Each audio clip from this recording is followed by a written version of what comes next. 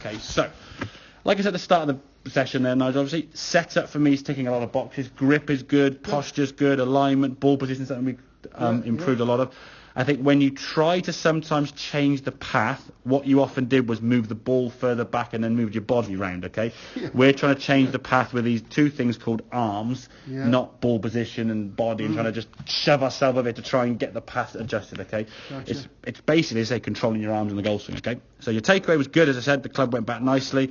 In both these cases, the club's going back very, very good. Top of the backswing. You said these were half swings, they felt to you. Yeah. I wouldn't say they're that half. I mean, they feel like, though. Yeah. Maybe a little bit longer there on that left-hand one, okay? But that's where I want to be. I wouldn't look at that and go, it's a short swing here, is it? No, you wouldn't look at that golfer and go, he's swinging the club short, okay? Now, as you start coming down the transition here from the top, you can see the shaft now kind of going through your neck. As you come into impact, the hands there as you're coming down, one more there. The club's a long way outside. Your arms now, your left elbow a long way. Your left elbow's in, but your hands are away from the ball. This is what I think a lot of people, I had a guy lesson last week, same kind of thing. He thinks to try and keep that connection or keep your arms in, he's got to bring his elbows in. Okay? Well, your elbows are in, but your hands aren't. No. If you focus on bringing your arms in or your hands, your elbows have to go in. I mean, if you think about your arms, if I was doing a golf club, I could come in, pull my arms in, the club's still out here somewhere. If I think about my hands, I can't get my elbows out there. So by working on one body part, sometimes we achieve the left arm into the side, as you can see here now.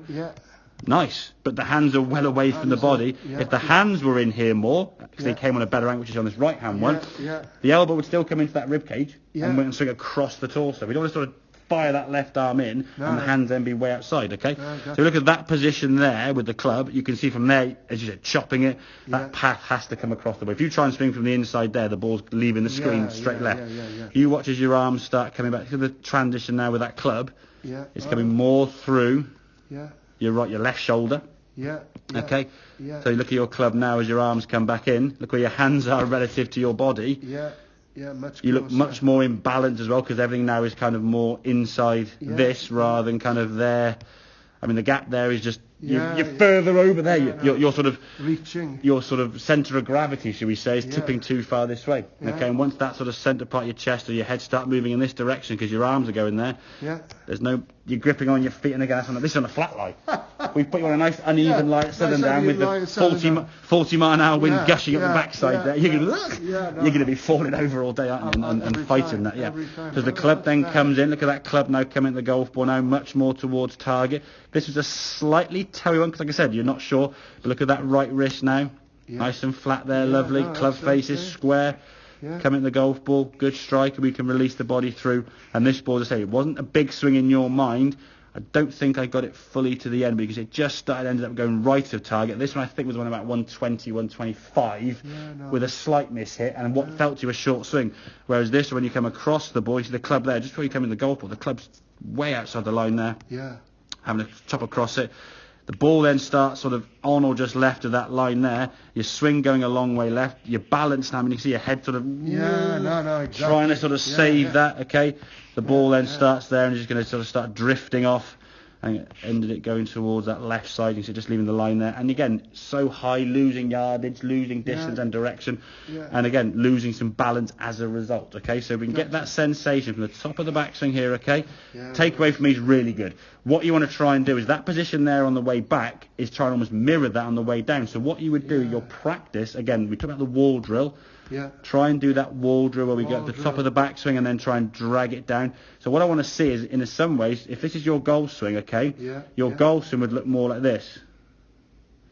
Up and then down. This obviously means reversing your backswing, The club's looks good, doesn't it? Yeah, it's really good. If I could do that. We could do that, that'd be great. That'd be very nice. So just get that sensation. The club, so that club's coming back down here now behind you.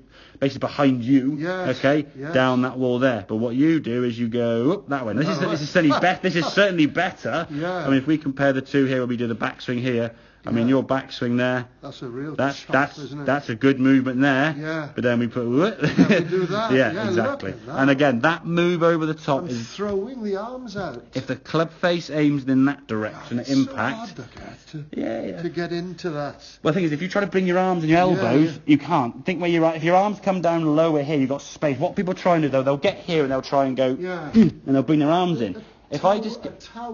Not a fan of that. Are you a because fan of that? No, it sucks you in too much. You end up looking like a T-Rex. Yeah. Exactly, yeah.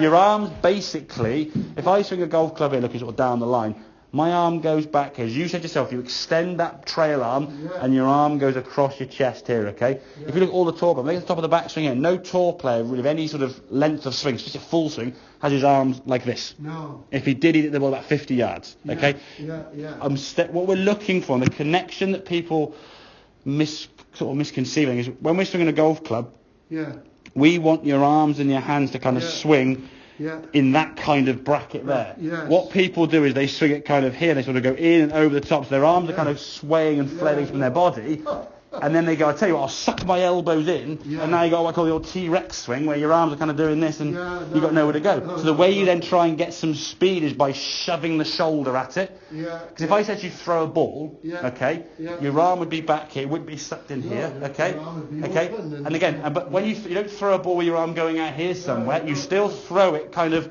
down this line connection with your body, okay, but you wouldn't throw it and go, I'll bring my elbow in here and then go.